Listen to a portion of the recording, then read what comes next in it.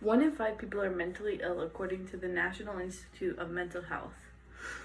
When you are in a relationship with a mentally ill person, communication is hard but very much possible with the right listening techniques and communication abilities. Being able to communicate in a mentally ill relationship is very necessary if you want the communication to be able to be successful and make your relationship flourish. I have done a lot of research on articles, on papers, and books, and I'm a mentally ill person in a relationship myself, so I'm very credible in this situation. It is important that you yourself know how to communicate to someone who is mentally ill in your relationship. So there are a few techniques that are recommended. It is important how you choose to communicate because it is much more sensitive and being held accountable in this situation, pretty much. You have to be able to know how to listen and communicate to them so they feel safe and secure in your relationship, to be able to communicate back to you what they need and want.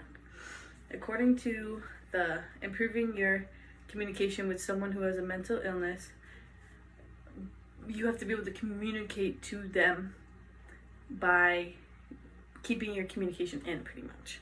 You have to keep your input away from them so that they can process their own thoughts and abilities to think for themselves. And you have to be able to active listen when they're talking to you. Active listening shows that you're there and you're listening and you care about what they're saying to you so that they'll continue to keep talking to you. You want them to continue to talk to you so that they can get better in themselves and in your relationship. In your relationship, when they talk to you, you have to show it that you care that they're talking to you. You can show it by being like, oh, I hear what you're saying. I get what you're saying. Oh, I see. I totally get it.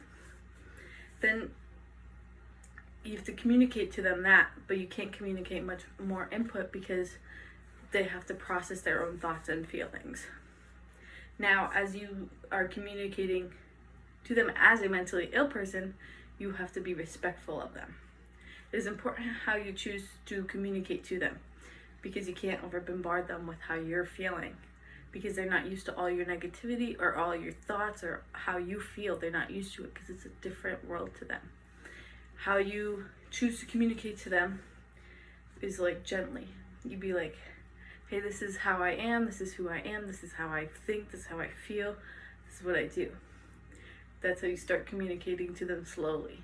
And then you have to let them communicate back to you by saying like, this is how I like to be loved, nurtured.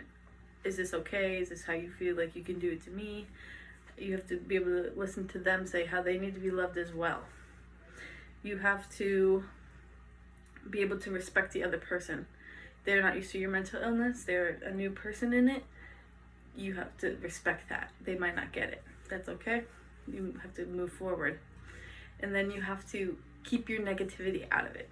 A lot of people are like, oh, I hate this, I hate that, I hate this. You have to keep your positivity to them. I love when you do this, I love when you do that, this and that. Because then it'll make them feel better than if you're always negative. Also, we have to keep our emotions in check because we are very emotional people.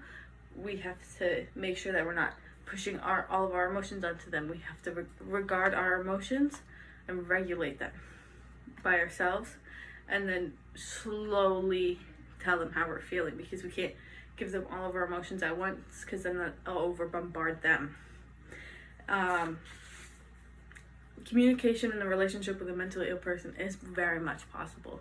You just have to be able to know how to handle it, how to care for it, how to keep listening and communicating even when things get hard and rough and tiring.